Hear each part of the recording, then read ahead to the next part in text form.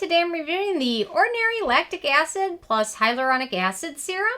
And really quick, I just want to say I purchase all these products with my own money. I'll never waste your time with sponsored ads or videos. So if you want to help support the channel, check out nobsbeauty.com, check my Patreon community, or click on the Amazon link below.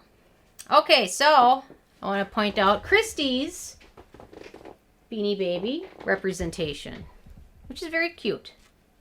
I want to show it. Lincoln's in the room, but should I show it to him or not? No. I'm afraid if I show the dogs the Beanie Babies, they'll eat them.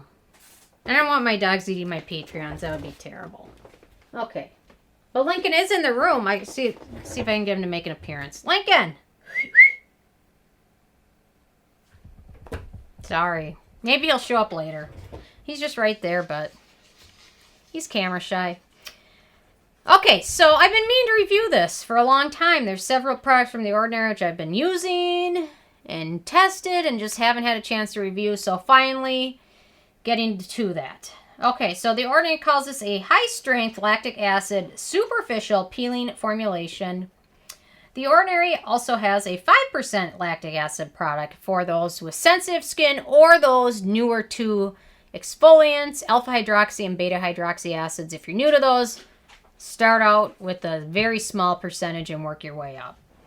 Although this one, I did start out, I think this might have been one of the first real exfoliants I ever used. I didn't really have any issues with it.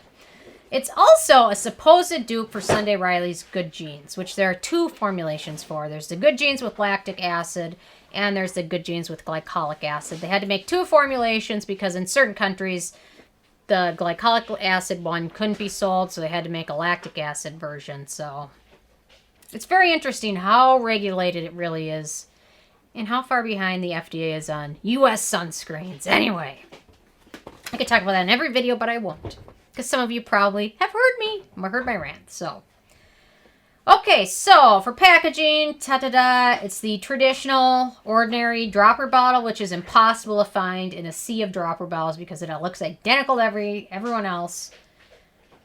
But whatever, nothing I'm going to do about it. So it's got the nice dropper bottle. You can pick how much you want to dispense. Dispenses quite easily. No real issues with that. In terms of denatured or drying types of alcohol, this does not have any, so that's always a good thing. Lincoln is getting up and gonna leave without saying hi. Okay, in terms of fragrance, this one is fragrance-free, no fragrance ingredients, and really doesn't have much of a noticeable scent at all, so that's very good for sensitive skin types and most skin in general. The manufacturing location for this one is Canada, so no issues with that one. And let me do a quick pH test of it for you. I know The Ordinary has it stated on their website that the pH is just under 4, which... let's double check this one. And the color of these can vary a little bit because of one of the ingredients. So keep that one also in mind. So if the color of yours is a little different. My first bottle I got was super clear, and the second bottle is a touch more yellow. I'm not sure if it's a little older or not, but yeah, it looks like this one appears to be maybe 3.8-ish, I would say, just looking at the chart. So that puts it in the effective range for it to exfoliate properly. If it's too high of a pH, you don't get much exfoliation. But if it's really low, like Good Genes is, then it becomes a little bit more irritating potentially. Lincoln, come here just real quick. Hi, there he is. He's a baby. Okay. Whatever, that's all you get today. You know, if I were reviewing a perfume, though, he'd be all over this. Okay, so back to ease of use. Apply it once a day. I typically recommend to use an exfoliant in the evening routine. You can also dilute it with other treatments to reduce the strength until the skin develops tolerance to it. However, when you mix it with something else, that's going to affect the pH. But it also can be a way to acclimate your skin to using it. Or you can start with a lower percentage. That's probably the better way to go, really. Start out using it slowly at night. Maybe use it every other night or every third night for a couple weeks. And slowly work your way up until your skin can tolerate it. It does have a slightly tacky finish, which, you know what, that's the issue with so many of the products from The Ordinary.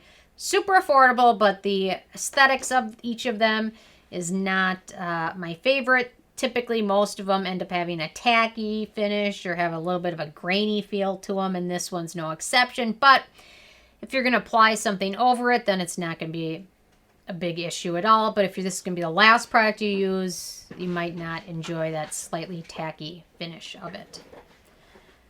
Otherwise, easy to use. Just start out slowly. I can't say and emphasize that enough. With everything, start out slowly. With retinol, with vitamin C, with everything. Just slow. Slow. It's like making a recipe. You can always add more, but you can never go back and take an ingredient out. Once it's in there, I've learned that the hard way a lot. Or you can just add more of everything else, which then just makes it end up to be a recipe mess. Anyway, not talking about anything specific, not that I've ever done that. Okay, antioxidants and beneficial ingredients of this one. It's got the lactic acid, 10%. It's got the hyaluronic acid. Other than that, it's got a lot of slip ingredients, but doesn't contain many other beneficial ingredients or skin-soothing ingredients, which I like to see in exfoliants some other skin calming or soothing ingredients, like Centella asiatica, or there's a lot of other skin soothing ingredients that they could have included, but they really focused on the lactic acid and hyaluronic acid, which The Ordinary tends to do with their products. It's really the star of the show, and the rest of the ingredients are typically not too exciting. So that's a little bit of a downer, but you can kind of mitigate that by using a really good skincare routine around it. Okay, in terms of animal testing, this is, let me begin the list. It is cruelty-free, it is vegan, it is gluten-free, and it is also nut-free.